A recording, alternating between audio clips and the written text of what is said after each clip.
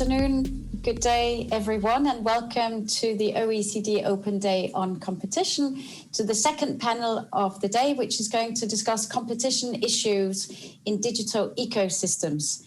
Competition in the digital economy is increasingly a case of competing ecosystems. The most successful digital companies in recent years have increasingly built their business model around large conglomerates or ecosystems of complementary products and services delivered through their core services. Integration of a wide range of products and services can deliver efficiency savings and lower costs. They can also improve the consumer experience overall by offering demand-side synergies. The COVID-19 pandemic has also increased our dependence on these platforms as we use them to stay in touch with friends and family on social networks, or for the provision of home deliveries of food, household items and entertainment. So the digital ecosystems are thus ever more present in our lives. However, the digital ecosystems may pose competition problems. Competition among digital ecosystems differs from competition amongst firms because the nature of the ecosystem challenges the traditional tools of the trade, such as market definition. And there is a rising impression that the behemoths are exploiting and possibly abusing their dominant position. Competition authorities are currently under severe political pressure to intervene quickly against the internet giants. Some suggest that traditional competition law enforcement and merger control are inadequate or even insufficient to deal with competition issues in the digital markets. So the discussion today offers a timely opportunity to hear from leading experts on these matters that are going to shape consumer and user experiences for the next several decades. I'm extremely pleased to present today as experts to discuss these issues with us Amelia Fletcher, who is Professor of Competition Policy at Norwich Business School.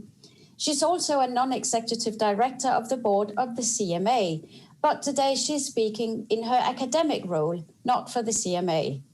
Amelia was also recently a member of HM's Treasury-commissioned Digital Competition Expert Panel, which reported in March 2019.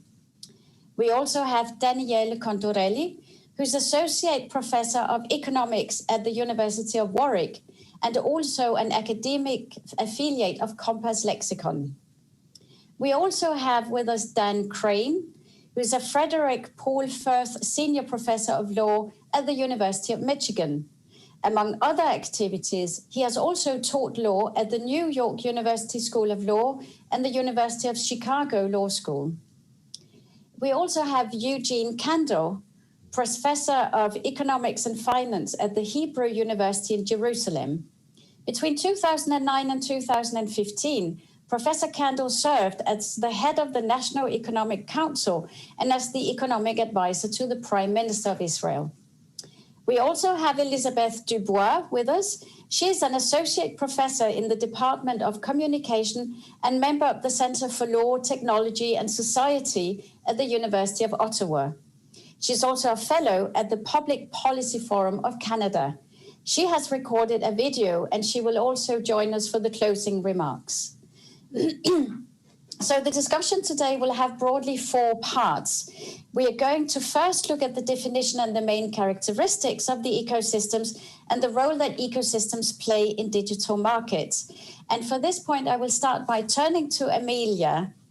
Could you tell us, Amelia, how do we define a digital ecosystem in the context that we're talking about here?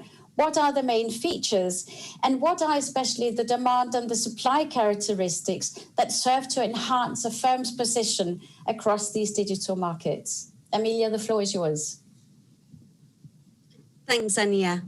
So actually, if you think about the ecological basis for the term ecosystem, it refers to a network of interdependencies between multiple actors. And actually, that's a great description of a digital platform and the network effects which characterize them, in that the activity of one user of a digital platform affects the valuation and use of that platform by other users. And indeed, the success of digital platforms typically lies in how successfully they bring these multiple actors together, whether that is app developers and app users, advertisers and eyeballs, or traders and consumers. But what we know economically about these sorts of platform markets that exhibit network effects of this type is that they have a tendency towards tipping towards being highly concentrated, essentially because all users want to go where all the other users are, and also that they can develop something we call bottleneck market power over users on one side of the platform, which is often business users who are seeking to access users on the other side of the platform. But all of that is so far within market tendencies, and those within market tendencies towards market power have been much discussed, but particularly in the digital arena. But in discussing big tech, we actually tend to use the term ecosystem in a different way. And Ania, you already really referred to this, but we tend to use it to refer to multi-product ecosystems. So when people talk about the Google ecosystem, they mean Google Search, Gmail, Android, Chrome, etc. But of course, many of the elements involved in these multi-product digital ecosystems are themselves multi-actor platforms. So what we end up with is big tech firms that are both multi-actor and multi-product ecosystems. Why is that of interest?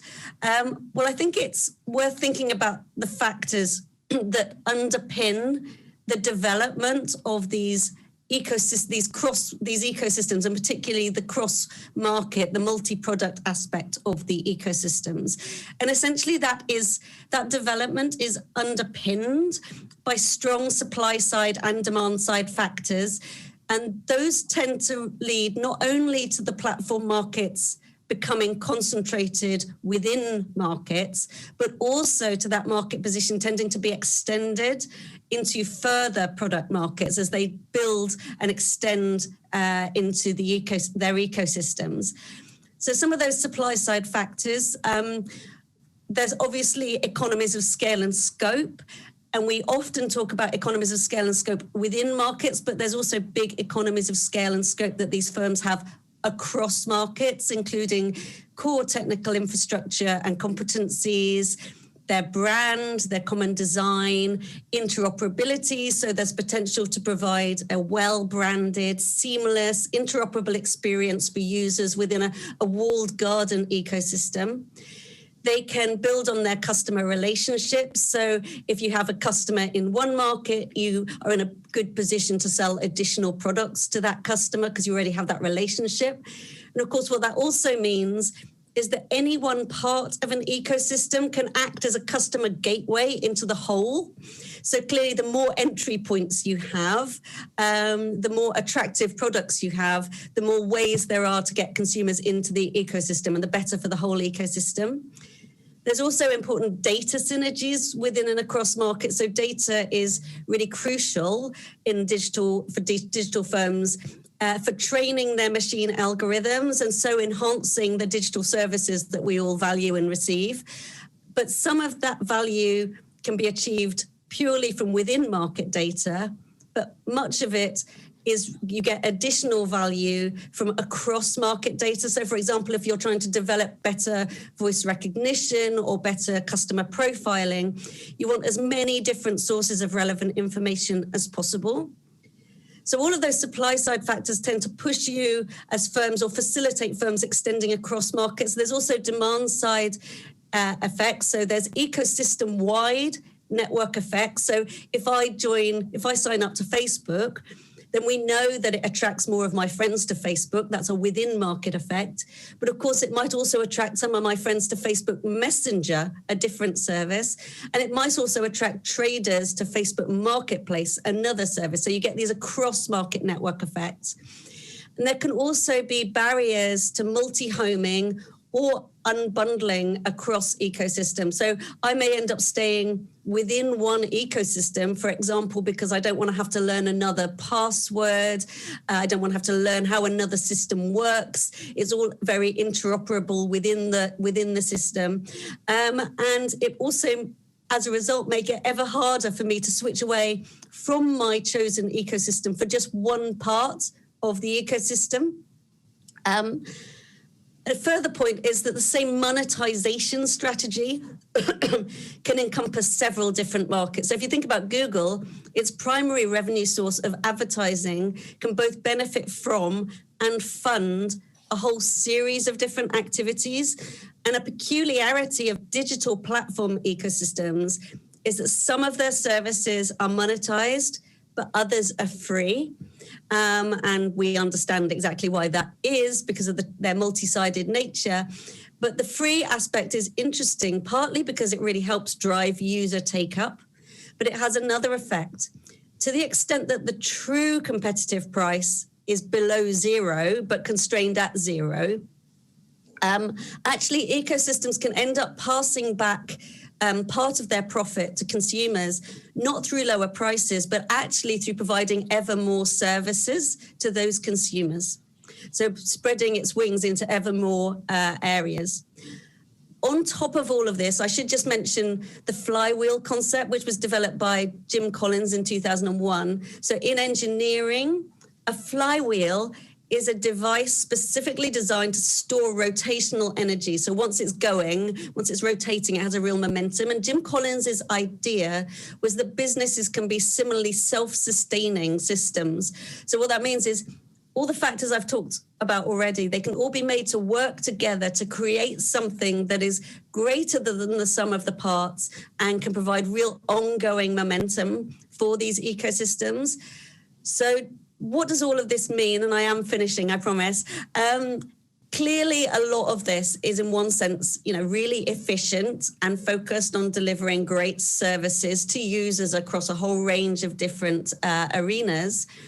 But it does also mean that we will tend to see digital ecosystem firms not only developing very strong market positions in individual platform markets, as is now well recognized, but also extending that position across markets.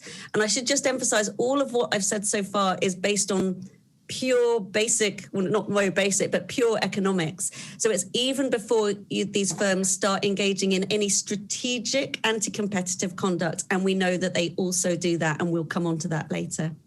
Thank you. Absolutely. Thank you very much indeed for that, Amelia. I think that was a great introduction to the topic today. So you emphasized rightly the network effects and how you see the within market network effects, but also the across market network effects, which is so particular about these ecosystems. But if we move on now to the second part of the discussion, where we're going to focus on this concentration and this increase of market power that we see in these ecosystems, there may, in addition to these network effects, which are in a way intrinsic, there may also be concerted action within the ecosystem. And Daniele has talked about the role of data gathering as a motivation for growing these ecosystems.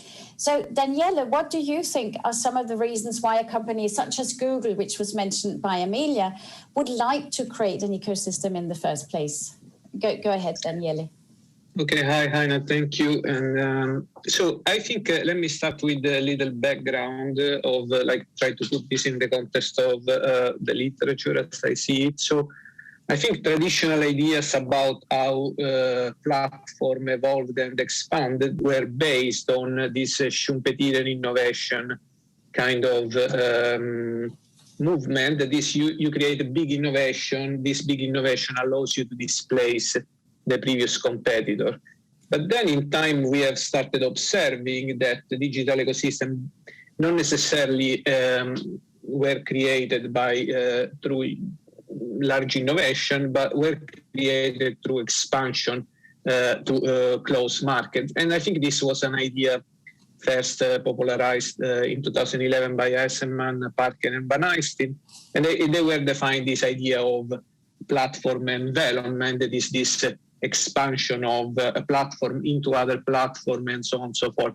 And in their theory, they put emphasis essentially on what we know are classic features of this platform, which is network effect, and in particular the complementarity between products. So you would be able to bundle product and basically leverage your user base to move into another product, and that way try to displace the incumbent in that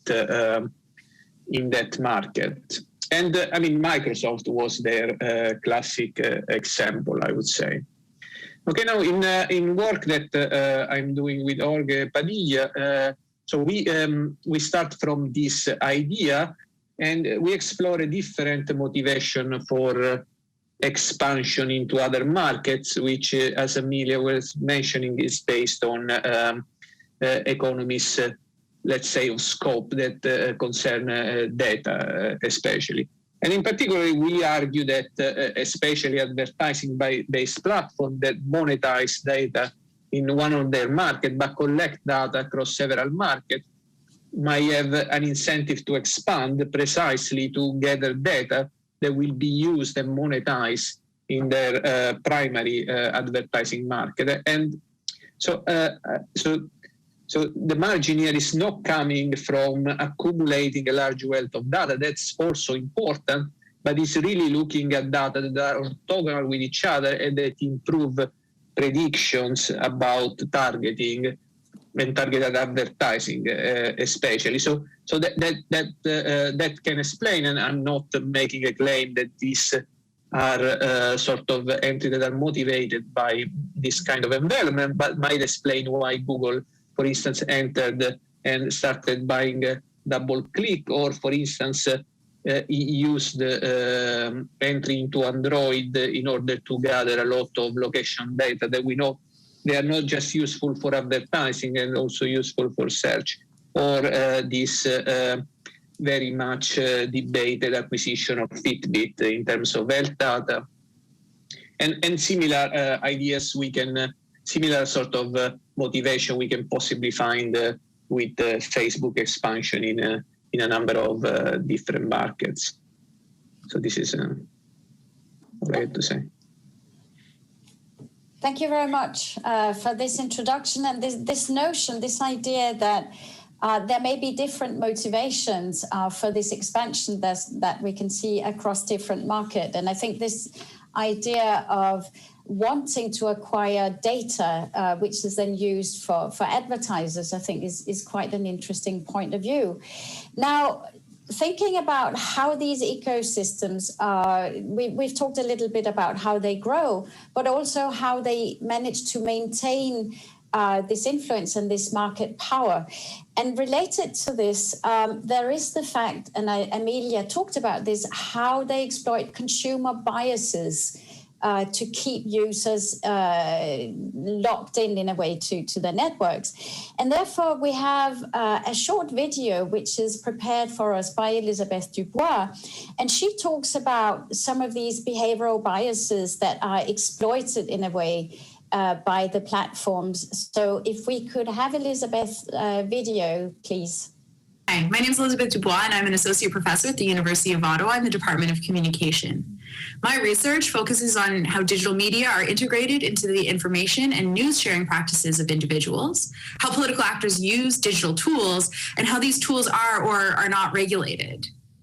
I'll assume that most of you have heard of the idea of switching costs and network effects. And what I'd like to talk about today are some of the ways that these effects are exacerbated and intensified by some very meaningful social costs that are created when platforms are deeply integrated into people's social, political, and economic lives. Let's start with the idea of coping with information overload. Information overload happens when we have too much information for us to actually consume. And this is a reality in the digital ecosystem. We rely on tools like search engines to help us sift through all of the possible information to find what is useful to us. But the thing is, these platforms tend to become ones that we use out of habit. Once we find ones we trust, we go back to them repeatedly. You might think of the example of YouTube. Videos can be created and hosted anywhere on the internet, but YouTube is known to be the largest repository of videos, and so it's the main search engine used for videos worldwide. It means that creators of videos think about the YouTube environment specifically when they're creating their content and thinking about how to share it. We see similar dominance when we look to things like how small and medium-sized businesses make use of digital platforms to sell their goods and services. Let's take Instagram as an example. To get certain features like a swipe up to purchase link, you need to be formally listed as a business account, which means you have to give the company additional information. You also have to have a shop in Facebook, which requires you to have a Facebook account and to agree to share information across Instagram and Facebook about your various accounts and your shops. This means that you have to make choices that you might not have made otherwise in order to exist in that environment and access what is often the largest audience.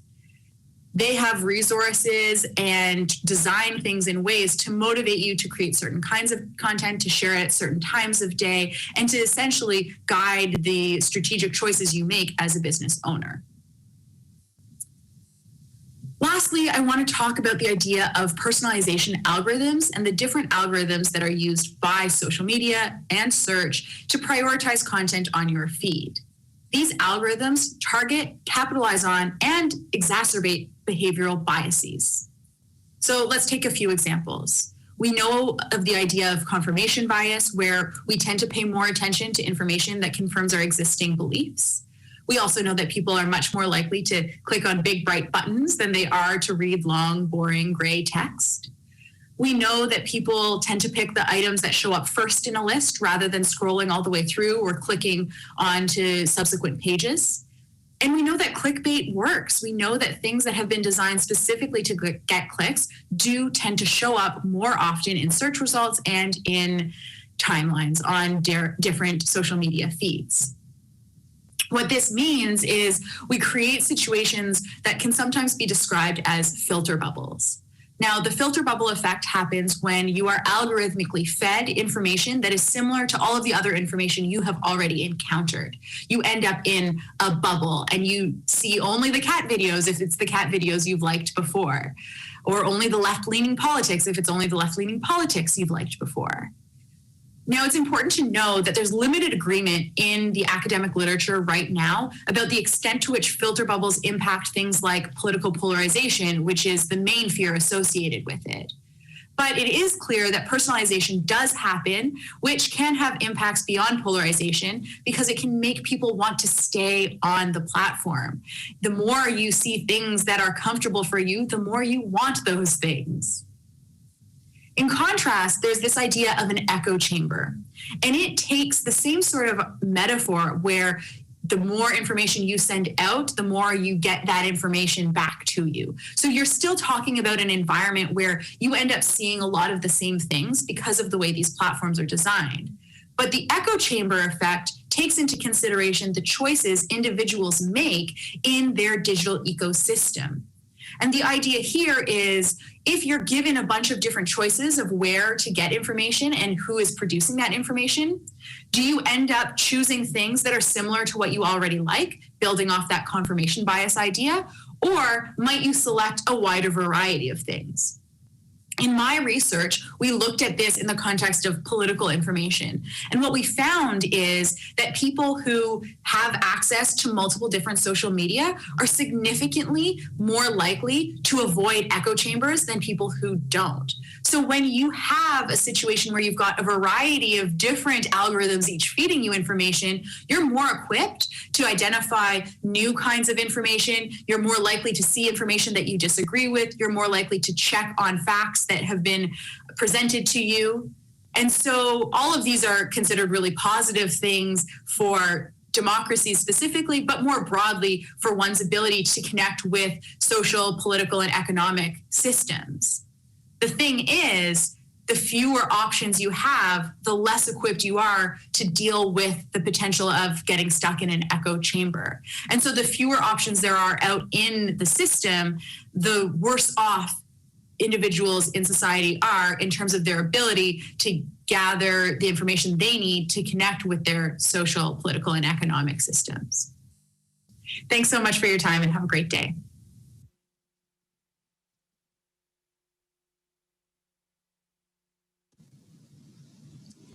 Okay, so that was quite an interesting look into how users can be trapped perhaps inside filter bubbles or echo chambers when they have less options. And indeed, through behavioral biases, these ecosystems try to limit the options available to users, or at least this is what it may seem. But if we stay on this side, so we've now focused on the user side of being inside an ecosystem. But if we turn back to Daniele, there can be other ways that these platforms exploit the fact that users are connected in ecosystems, let's say, for instance, through WhatsApp and Facebook, for instance. And this is through the combination of data, through the tying of privacy policies. Now, why would that be problematic? What is the theory of harm here, Daniele? Right. So I think, so one is to, and I think this is an observation that in general should come up when we discuss this kind of ecosystem. There are many markets that are involved here, and so there are behaviors by firms with market power in some markets that have effects in other markets. So here, what we are looking at is essentially this idea that big ecosystems tend to have like a blanket privacy policy that forces users to either accept all of the data collection or not to be able to access these services. So in a sense, when you make a search on Google, you are giving them permission not just to elaborate on this data that you are on these queries, but to elaborate on data that they might collect somewhere else. And in particular, as you can imagine, your location or the website you have visited in the past and so on. And often this happens precisely in a market where there is market power. So Google has a 90% market share, so it's hard for you to say no to Google search. And in case you'd like to not to grant consent. And in any case, it's difficult for consumers to internalize these externalities that I will show. I mean, that we will discuss. That's why we call it theory of harm, because consumers might be harmed in the end. And so for reason like Elizabeth was emphasizing, more behavioral reasons. So people do not attach so much explicit value to their privacy, while in reality this might create substantial damage to them. Now, so through this privacy policy tying, essentially these firms are permitted to combine large amounts of data from different sources, and this allows them to improve not necessarily their primary service to consumer, but definitely improve their advertising. And of course, this might allow them to entrench their market power. So, as you would imagine with bundling, the idea is extending the market power to a different market. And so privacy policy tying might have a sort of similar idea behind of forcing consumer into a purchase, in this case, into consenting to provide their data with the objective of protecting monopoly power in another market. And this is why you may observe this expansion into other markets and offering of products at very low prices. So this might, Amelia mentioned one of the reasons why products are offered at very low prices or zero prices, but another reason might be that the incumbent is trying to, the monopolist is trying to conquer a specific market and is happy to offer zero prices precisely because it's going to monetize this data back. Now, to the extent that this accumulation of data can create some sort of unsurmountable advantage and in particular entrench monopoly power, then it might constitute a barrier to entry. And I want to emphasize this barrier to entry is not just created because a reason of efficiency. I'm just more efficient than my competitor.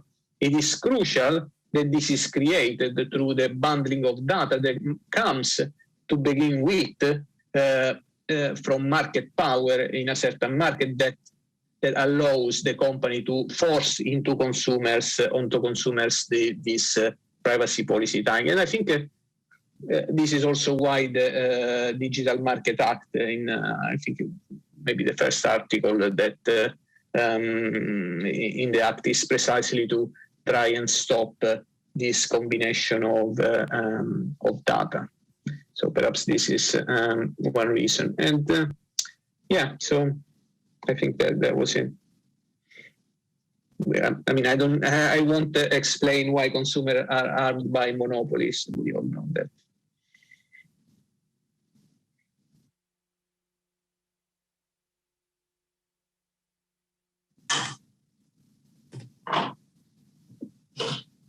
I think we're missing Ania. Yeah, I think Ania lost her connection to internet. So I'm going to moderate this session on behalf of Ania until she can come back. So now I'd like to turn back to Amelia. So Amelia, you have the floor.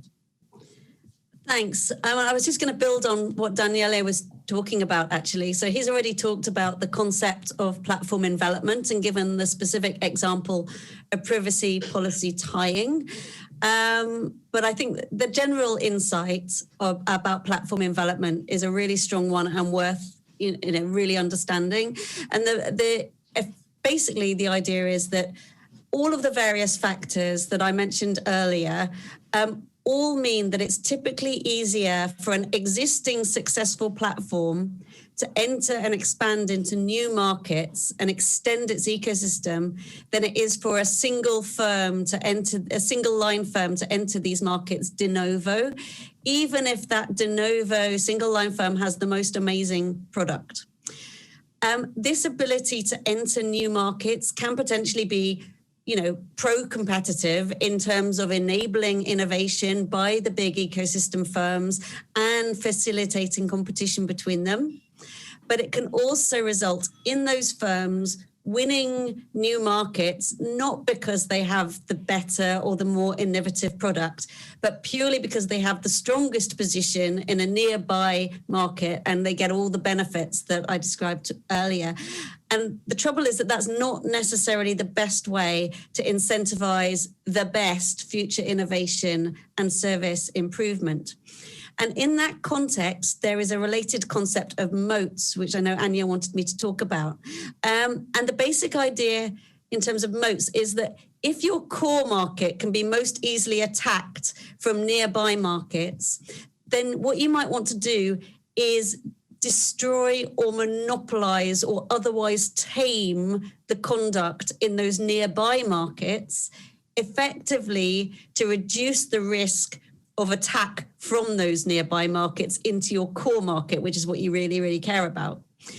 And I think that moat building concept could explain some of the conduct that we see. So, for example, acquisitions where firms take out rivals who might otherwise grow to be challengers not only in the nearby market, but in the end could challenge in the core market, or more likely, actually, in some cases, that those rivals would, if they worked alongside other nearby players, would enable the kind of combination to be a real challenger in the core market.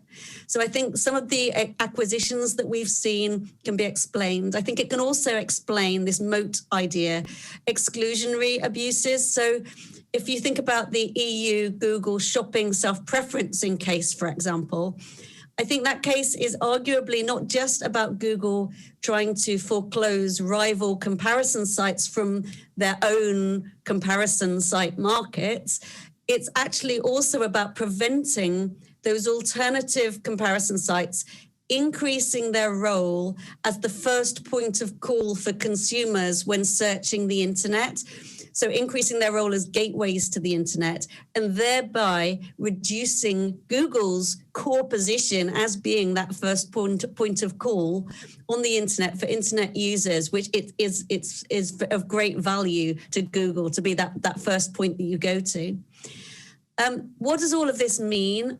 I think we are heading towards a world that kind of absent intervention could lead to very few major ecosystem players across kind of huge swathes of our economy with little potential actually for third parties to innovate and enter other than through being bought up, that kind of startup and sell out process. There is also a risk, theoretically, we could get competition between the major digital firms, but we do also know from economics that multi-market contact over the longer term tends to facilitate a kind of live and let live tacit collusion. So that might be a significant worry. I think if we have too big barriers to entry into this market and not many players there. As such, despite the risk of limiting pro-competitive efficiencies, and I do think that is a risk, I nonetheless think there's a rationale for regulation, and maybe I'm jumping forward too far here in the session, but a rationale for regulation to effectively re-level the playing field artificially as necessary in order to facilitate these innovative non-ecosystem players to be able to contest these markets more effectively. Albeit we do need to make sure that in the process we don't restrict the big digital ecosystem firms from challenging each other, since in some cases they may genuinely be the best or the only challenges for each other. Thanks. Thank you very much indeed, Amelia.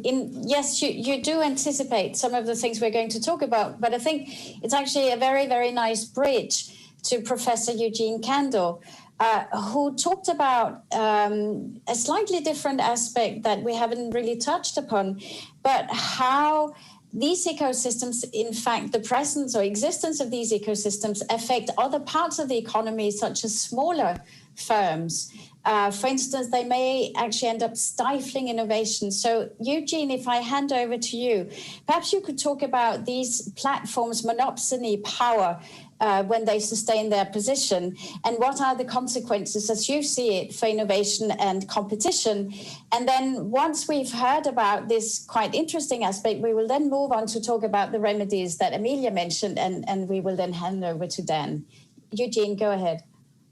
Thank you, Ania. I just wanted, before answering your question, I wanted to connect to what Amelia just mentioned about moat example. In 2010, when I was in the government, we realized that Israeli economy is much more concentrated than most economies. And so we were worried about the size within the economy, not the giants like we're talking about, but it's a similar economic issue.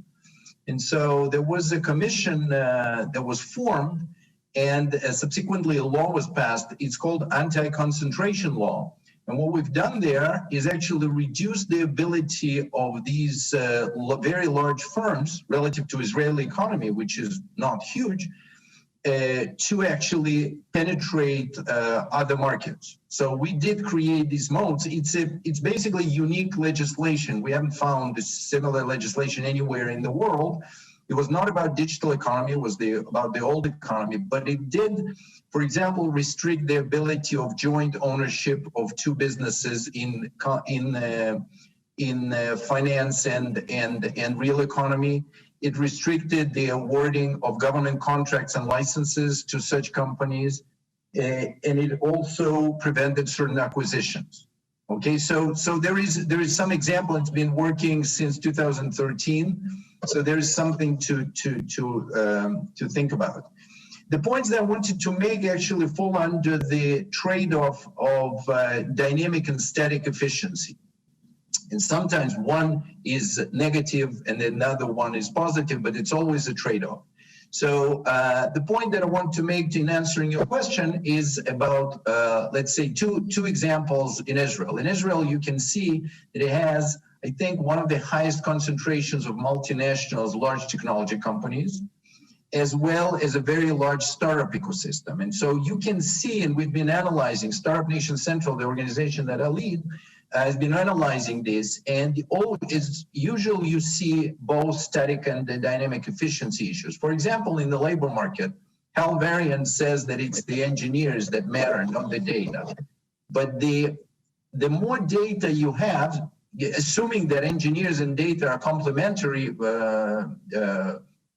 inputs, if you have more data, your engineers are more productive. So their marginal product is high, therefore you can pay more. If you can pay more, you attract better engineers.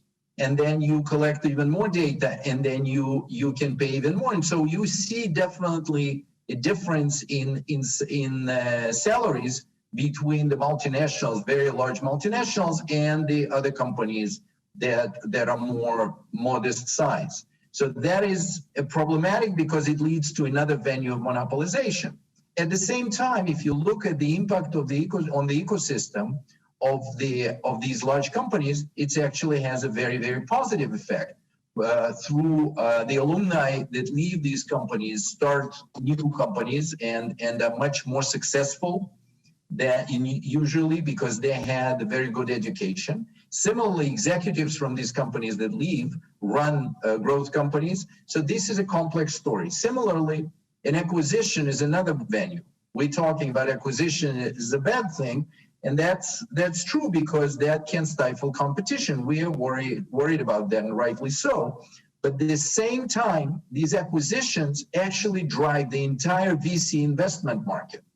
That basically is focusing on these acquisitions as one of possible exits after several years, rather than holding a company which is not in their business model. So again, these are more complex issues, and I would like us to constantly think about sort of dynamic and static efficiency as we discuss these issues.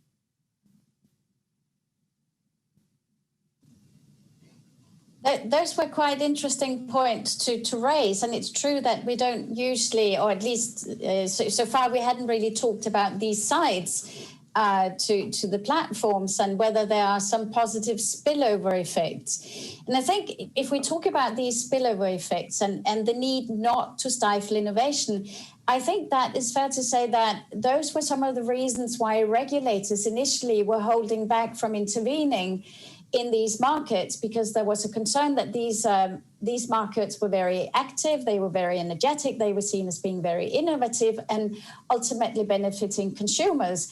So you may say that regulators have woken up quite late to the fact that concentration was growing at an alarming rate and whether or not you need to do something. So having talked some about this, I mean, are we faced with missing tools in the market? This is one of the big debates that we have at the moment. So I'd like to turn to Dan Crane now to address these issues and say, well, what are the remedies, if any, and what can we do? Well, thank you, Ania. And I think the way to begin thinking about this from a regulatory toolkit perspective is to think about the way in which competition law today currently thinks about identifying the presence or absence of market power, which is sort of the stepping stone to competition law analysis. So conventionally, when we ask the question, does a firm have market power or monopoly power, we ask this from the perspective of product substitutability. That is to say, two goods or services are substitutable such that they are in the same relevant market, which gives us the boundaries of where there may be market power when they are interchangeable with each other. We use the language of cross elasticity of demand to define the presence or absence of competition. So when there is positive cross elasticity of demand between two products or services, they are said to be competitive. When there is not, they are not said to be competitive. And this is basically the horizontal way of looking at competition. And since horizontal relationships dominate our thinking in competition policy, indeed, even in vertical cases, we're often asking about the relevance to a vertical acquisition or a vertical restraint on horizontal competition, proof of substitutability between goods or services is the critical touchstone of contemporary competition law analysis. Now, this substitutability approach works, I think, pretty well in conventional bricks and mortar industries or industries where we have sort of a traditional linear chain of production or distribution. I would contend, though, that it fails to capture very important economic phenomena when applied to platform markets or other complex and technologically evolving economic sectors, featuring multiple potential value propositions for consumers. So Amelia talked about the possibility of competition between ecosystems. I think that is important. I'm talking about really competition within an ecosystem, but that's to say non-substitutable competition within an ecosystem.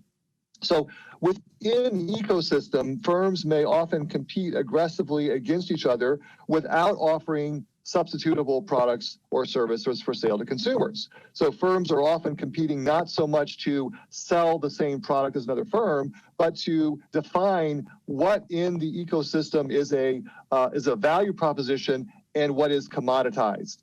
And let me give an example of this from the ebook battles between Apple and Amazon. So in the early or mid 2000s, Apple and Amazon competed aggressively against each other in an ecosystem that included ebooks, tablets, e-readers, and a host of related audio and visual products and services. So they did, you could define the relationship in terms of substitutability. I mean, Apple sold the iPad and Amazon sold a Kindle. Apple tried off and on again to open an e-book store. Obviously, that was Amazon's core business was selling books. So you could try to force this analysis into substitutability as a prism. But in fact, that's not really what their competition was about. The real competition between Apple and Amazon was that Amazon wanted to keep retail distribution, which was always its core business, as the value proposition, the essential proposition in the ecosystem, whereas Apple wanted to break retail distribution into basically a commodity and transfer the value into Apple's core business, which is products, right? The device. And so they were fierce competitors in this ecosystem by virtue of their rivalry to shape the ecosystem without really being competitors over the sale of substitutable products or services. So I think this is a major challenge for competition policy. In order to understand the real competitive dynamics of digital platforms, we have to have tools that are capable of identifying economic rivalry and hence real competition in non-substitutability terms. And I think we have a really long way to go to get to that place. Thank you.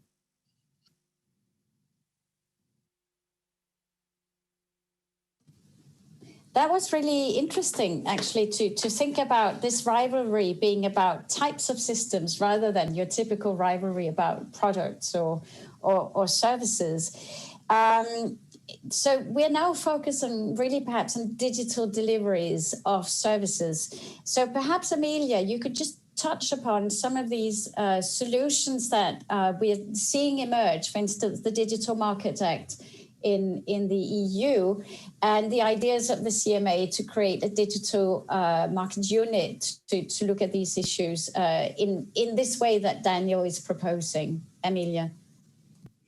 Thank you. I mean, I'll keep it short, but both the EU and the UK, as you say, Ania, are proposing currently systems of ex-ante regulation of a pre-designated set of the largest digital gatekeeper firms. While the term ecosystem is not actually used in either regulation, the expectation is that these would indeed be the big digital ecosystem firms that we're talking about here. One of the big focuses, particularly in the EU, is on contestability, which is the idea of the contestability, I think, is that it should all be about reducing barriers to entry and expansion generally in order to facilitate entry of new sorts, and not to limit that sort of interventions to situations where there's strategic anti-competitive conduct of the sort that you might address under competition law, but also to use the regulation to open up markets where there are strong natural barriers of the sort I mentioned earlier, with the overall intention of fostering new competition and, crucially, more innovation. I think in terms of what Daniel highlighted, I think it does solve some of the problems that Dan raises. For example, I think there's a deliberate move away from competition law and therefore having to define markets and market power. It's all about entrenched market position and specific core services, and it talks about gateways and important gateways. Also, if you look at the proposed obligations, such as around self-preferencing, tying, interoperability, data sharing, there is a very clear focus on capturing non-horizontal concerns, which I think was one of Dan's key points. That said, I think while the objectives of the DMA are laudable, I think it does need a bit of refinement if it's to fully achieve everything it sets out to. This probably isn't the best forum to discuss the details, but I think one of the things that Dan raises about the kind of continuing fluidity of these markets and the competition to essentially design the entire monetization strategy for particular markets, whether that can be fully addressed by a set of relatively set in stone obligations, I think is a big question that should be thought about quite hard. That said, the process of thinking about the design of the DMA is happening right now. There's a proposal, but there's much discussion around it. So I'm hopeful that we'll get to a good position. Thank you very much, Amelia. So you talked about perhaps some of these barriers being almost natural.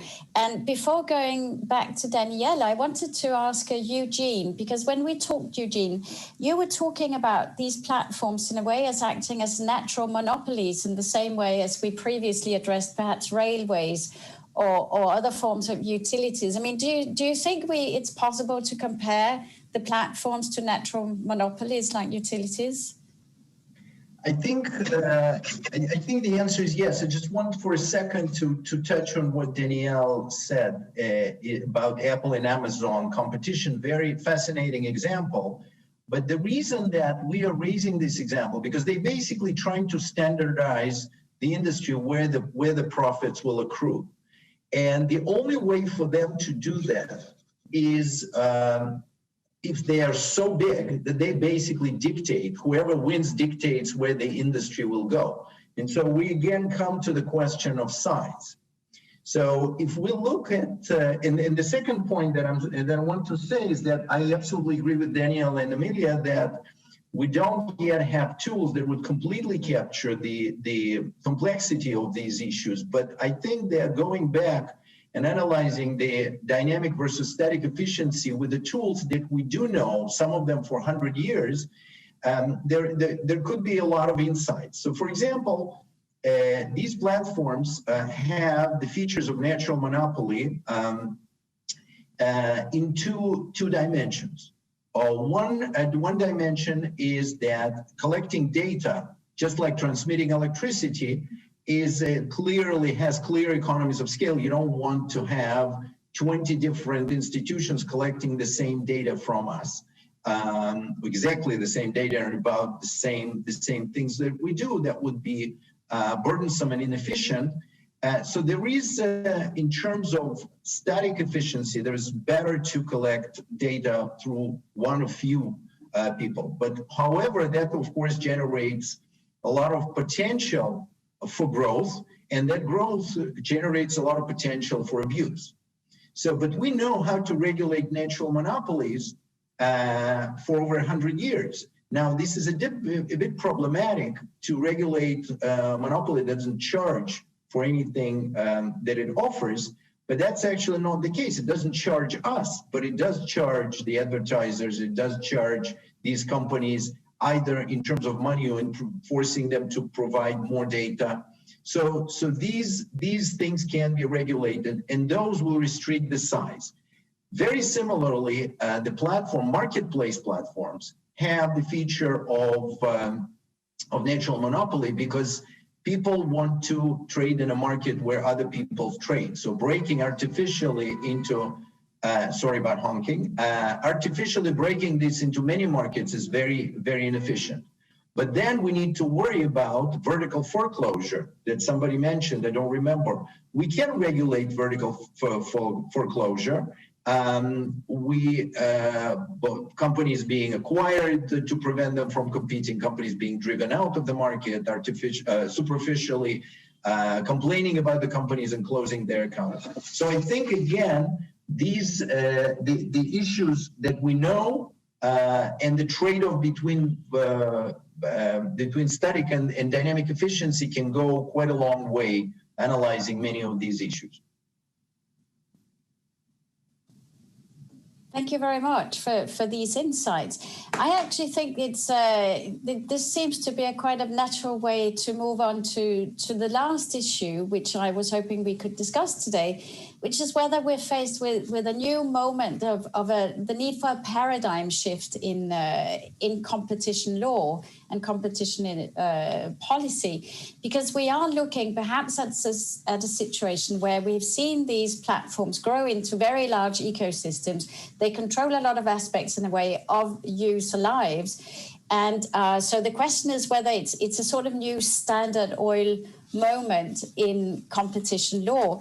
And so, Dan, I know that we talked a bit about that, and you said we don't need so much a paradigm shift as an expansion of our definitions. Do you want to expand on that, Dan, please?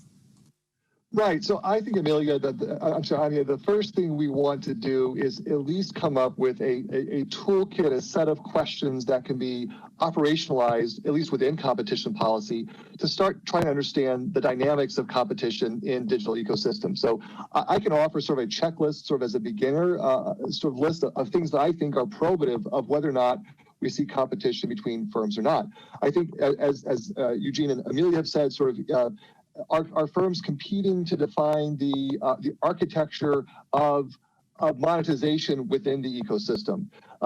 Usually we're talking about firms that offer at least complementary goods where the economic success of your own complementary good is interdependent with the success of your rival's complementary goods. Do we see, and this has been mentioned several times, we see aggressive competition for the same labor inputs or talent, right? That's another marker of sort of competition. Do we see overlapping technology or IP portfolios? Do we see frequent IP litigation among the firms? That can be a real marker of sort of ecosystem competition. How do the companies internally perceive their greatest competitive threat?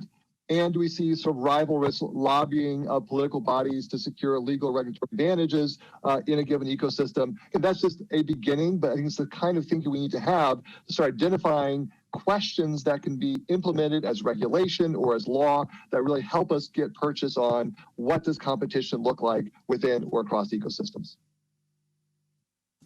Okay. Daniele, do you want to jump in here for a few remarks before we move on to Elizabeth? Yes, just quickly. So this question of paradigm shift is somehow above my pay grade, so I won't really say much on it. But I think it makes sense to have an open approach to controlling controlling competition, and so from my perspective, it makes sense to look at some ex-ante regulation and some rules that can be imposed. So in a sense, it's about deciding how to even competition policy law is about deciding how to regulate the market, whether you do it in a way that if more vague or less vague, I think there are trade-offs, and so I welcome, where possible, if an assessment has been made of the potential damages and the potential benefit, to have rules such as preventing data unbundling for certain purposes and so on. Okay. I just want to say that we have a few questions in the Q&A.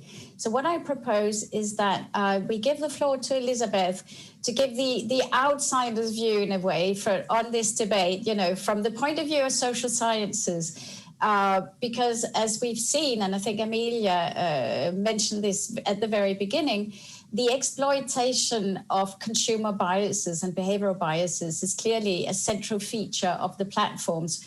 So I wanted to quickly have the social sciences view on this. So Elizabeth, for a brief remark, and then we'll take a few of the questions from the audience.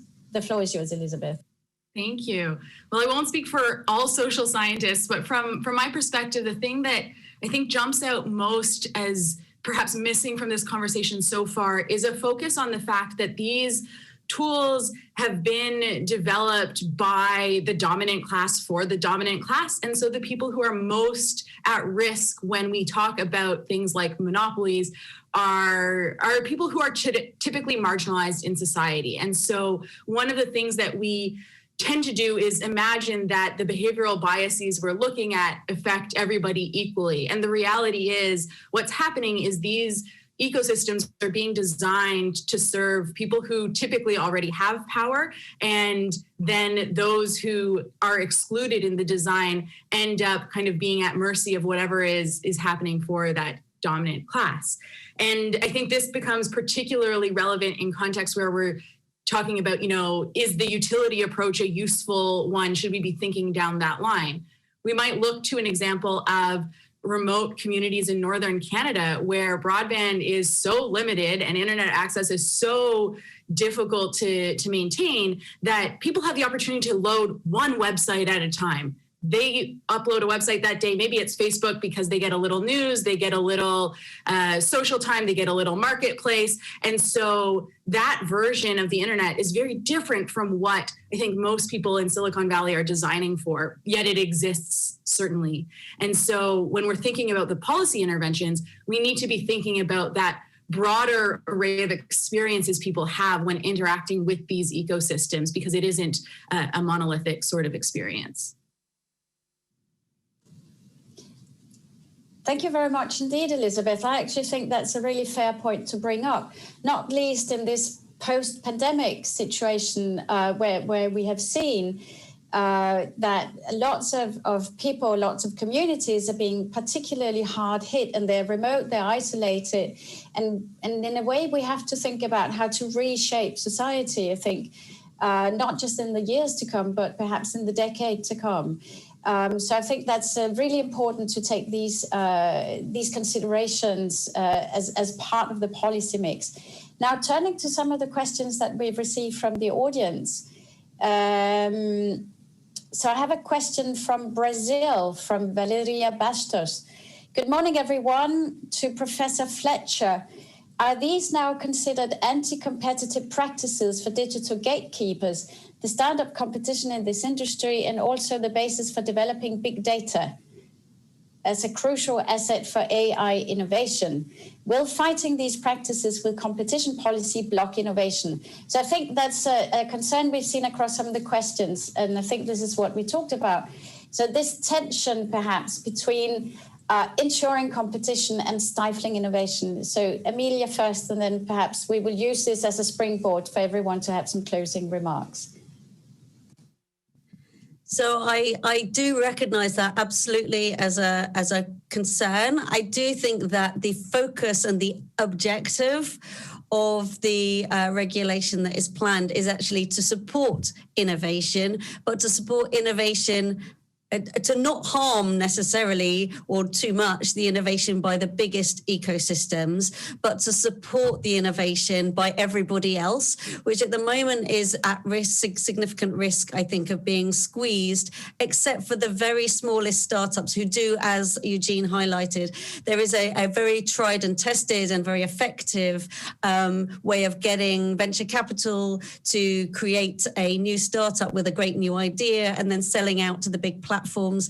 And actually, what I'm personally not in as much favor as some in making it almost impossible for these big platforms to make purchases, because I really think that would threaten that particular route to innovation and market. I do support some change to merger law for the biggest players, but not going as far as that. So I do think that innovation should be at the heart of what we're trying to achieve. But I do think it's complex, and I do think you need to remember the incentives for innovation of the smaller players and not just of the very biggest. Okay, great. I can see that Eugene would like to intervene on this point. So go ahead, Eugene.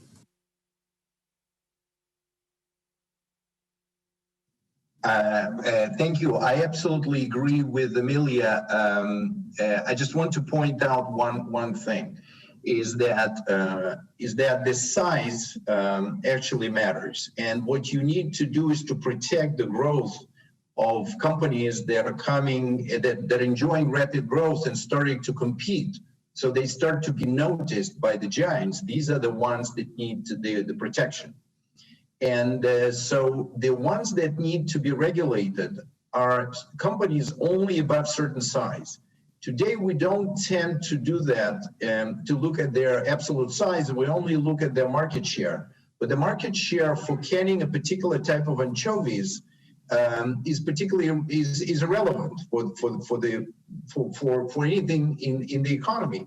Whereas the size, because of the small size, but the size, even if the market share is much smaller, is very, very important, especially in the data, because size leads to even larger size.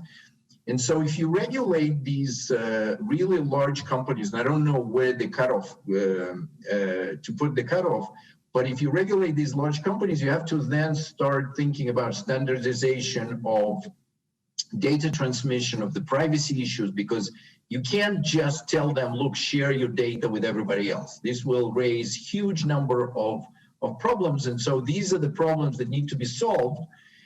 These are the tools that Daniel was talking about that we need to solve before we actually can regulate them efficiently, because otherwise we'll just hit another wall in the process. Thank you. Okay, I will give the floor to Dan, but I also wanted, related to this issue, because there are some more questions in the Q&A, and quite a few people have asked us, what about market definition when we talk about these platforms?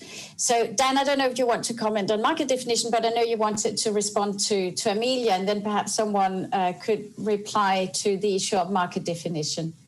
Go ahead, Dan. So sure, I'm happy to talk about market definition very quickly. I think my comments were meant to say that the traditional idea of market definition, focusing on substitutability, is just not going to work very well for these digital platforms. And so if we're going to have a different idea of market definition centered around competition, we need a new toolkit of questions to get at that. But I think our colleague from Brazil's question really goes to the issue of error costs. And we all have sort of different prior beliefs about likely error costs. So we know that they will occur in either direction. The error cost of non-intervention, will that lead to sort of long-run dominant monopolization that squelches innovation? Or will excessive or bad intervention have exactly the same effect, right? It will also stifle innovation. And again, those are, we all sort of tell ourselves our Schumpeterian or non-Schumpeterian stories about those questions. And at some level, those are simply questions almost of faith or prior belief. They're almost religious questions in some way in terms of how we approach our confidence that either more intervention or less intervention will help or hurt. The one thing I just want to underscore is that I think to many people, big tech has created immense value already in people's lives. I mean, you think about when I was growing up, not having the internet and the set of tools and capabilities and power at my fingertips today because of big tech, right? It's hard to argue that we have not seen an immense creation of value. And so I think, whatever the answer is in terms of what additional value could be created through more innovation and more dynamism, and I think that there could be, I think one of the challenges for regulators is the incumbency fact that we are looking at firms that already have created immense value in people's lives. And there is a natural fear that if we mess with something in the pursuit of the best or the perfect, that we may actually kill the goose that's laid the golden egg. But if I may play the devil's advocate to that, I'm sure they were saying the same thing about Standard Oil at the time, which, had also provided a lot of wealth and benefits to all the users that did not, have diesel engines or electricity beforehand. And again, I completely agree that of course, even in the remote societies in northern Canada that Elizabeth mentioned, they now have, they may be only able to load only one page, but they can access the internet. They can perhaps order things online or communicate with relatives that are far away. But it creates another sort of dependency that we should not forget. And so I think that's a question to ask for policymakers. You know, what do we do when this dependency is held by a single company? So Danielle, we have a couple of questions here. We have the question about too much or too little intervention, about perhaps market definition. And I think some of the questions also talk about this risk of vertical foreclosure by the dominant companies. So that's quite a lot of you, if you want to take on board some of these issues. Daniele. So now let me just comment something on market definition. I think one has to understand what this market definition is for.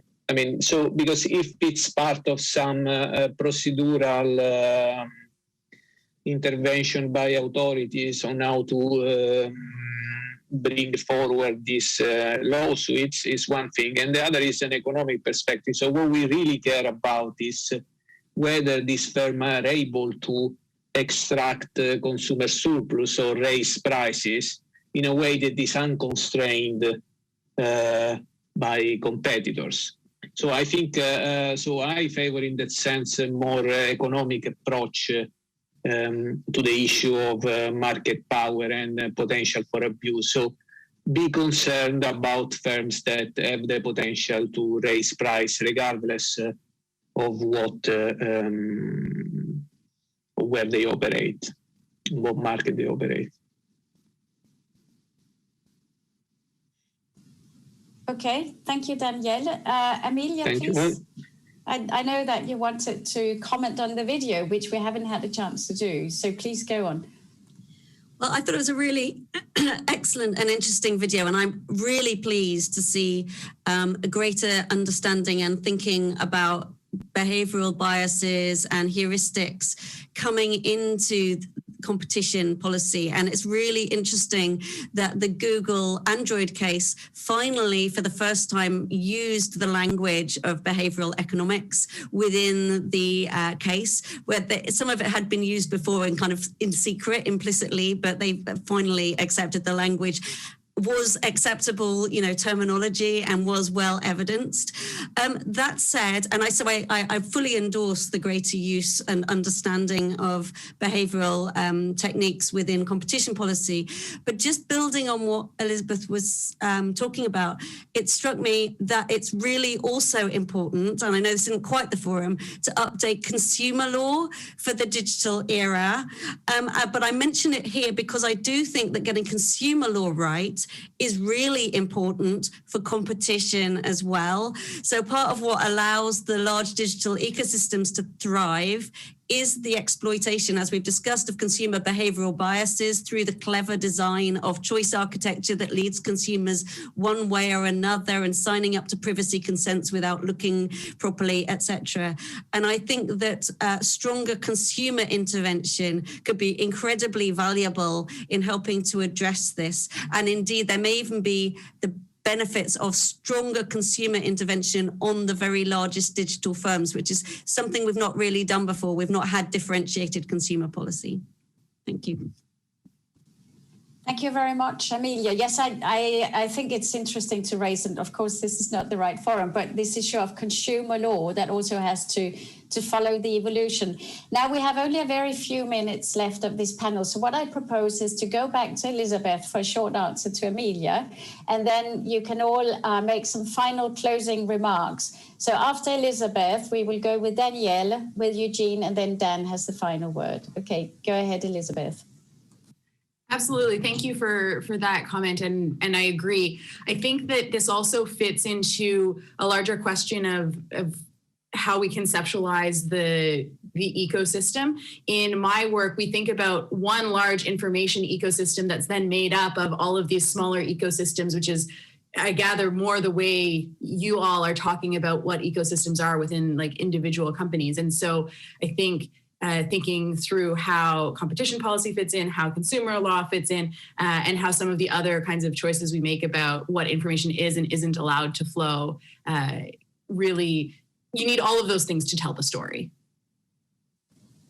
a more holistic approach. I think is also what we found in some of the roundtables that have taken place at the OECD and the Competition Committee, that also for regulators to work more closely integrated, both consumer rights, data protection, and indeed competition authorities. Daniele, please.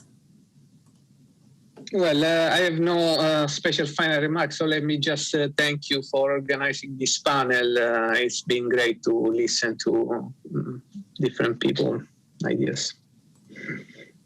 Thank you. Hey.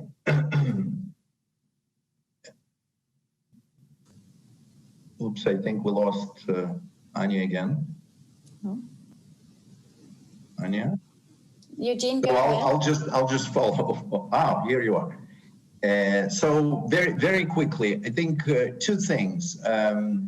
One is that differential intervention for really large firms, probably the right way to go and to proceed cautiously.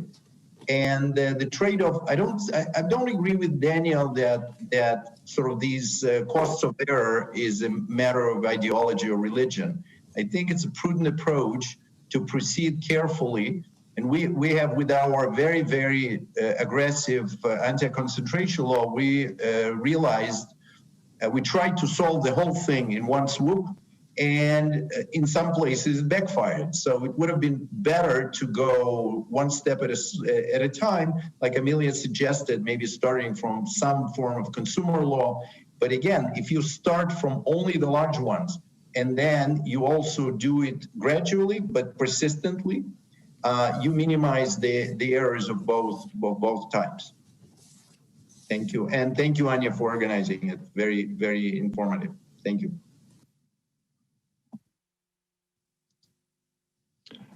So Ania, I can't hear you, but I think I had the last word here. But I just want to say that, first of all, thank you so much for this wonderful panel. I really enjoyed the conversation. The other thing that's a really big thing to think about going forward is not only what are the right rules, but who decides the institutional questions, which I think is as important as the substantive questions. So should we be making rules ex ante, as Daniela mentioned, or Amelia thinking about a sort of prospective non-competition law rule? Who makes that? Do we need an international set of rules? Do we leave certain decisions up to courts? In the United States, we rely heavily on courts to decide things. So again, I think as we're talking about the legitimacy and the durability and the adaptability of these things, the question of who decides and how institutions go about them are just as important as what the rules are. Thank you.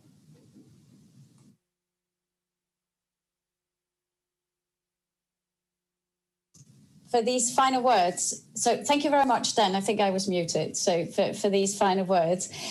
So just very quickly, so we've seen today, we've discussed the digital ecosystems. We've looked at how they're defined and some of the ways in which they manage to gather market power and to keep this market power using, amongst other, consumer biases. We've seen also that there's a start now to perhaps step in to regulate ex ante.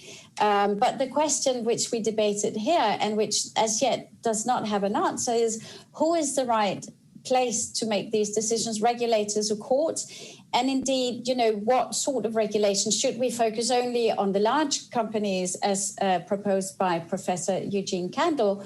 Or indeed, should this be more broad-based? And should we bring in, for instance, regulators of consumer policy or data protection? So for the audience, I will remind you that our keynote takes place at 2 p.m. CET, so in just 12 minutes' time. And this will be focusing this afternoon. The debates will focus on competition and the economic recovery. And so lastly, let me just thank very warmly the panelists who gave their time and effort to make this such an interesting and lively panel today. Amelia Fletcher, Daniele Condorelli, Daniel Crane, Eugene Kanel, and Elizabeth Dubois. And that's all for me. And tune in this afternoon for more debates. Thank you very much indeed.